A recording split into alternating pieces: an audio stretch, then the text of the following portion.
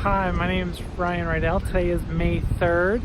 I live in New York City, and I'm a member of the Church of Jesus Christ of Latter-day Saints, and I'm gay. And today I am currently in, I believe this is Fort Greene Park in Brooklyn.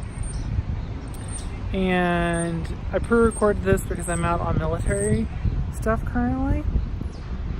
So today what we're going to talk about how we change as people.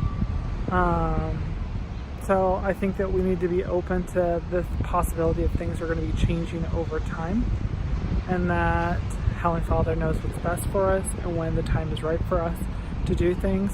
So this policy seems very haphazard to me, in the sense that it seems to be coming out of nowhere. And it's only been 3 years since the last change on this policy. So I can't speak to why they decided to do this, or how they decided to do this, or what was the quick change on this policy. But what I can tell you is that for myself, I grew up very devout and very scared of losing my family if I ever decided to be gay.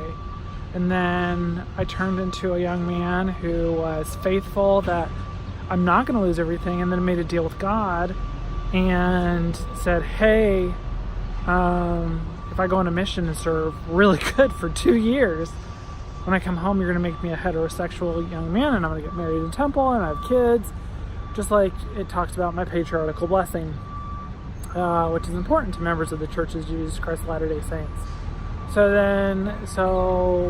Alright, so I'm going to do that. Then I came home and went to BYU, Idaho, and met several young ladies, talked about getting married. It didn't work out. And then I came home and a very kind of religious, emotional stumper, figuring things out slightly. And then I spent a year and a half at home trying to figure out who I was in a very toxic environment with my family. So when I left that, I went back to BYU, Idaho, and while I was there, I got kicked out of school for talking to guys online, and someone turned me in because they were monitoring my instant messenger, which I didn't think was cool, but that's what happened. And then I went to Utah State because one of my really good friends was there, and he helped me get in. And then while I was there, I basically left the church to find my own way, and I changed into this person that was super toxic.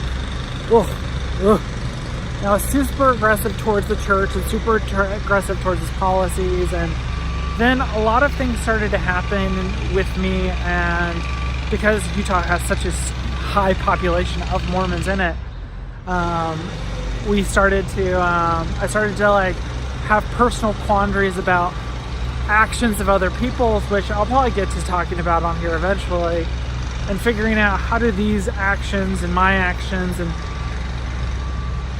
and then I left Utah in this very kind of I want nothing to do anything with the church. And so then I went from that to moving to New York City, single and alone. And I had a sibling, my sister Cassie, asked me, will you go to church at least just once, just for me? I did, and it wasn't my cup of tea.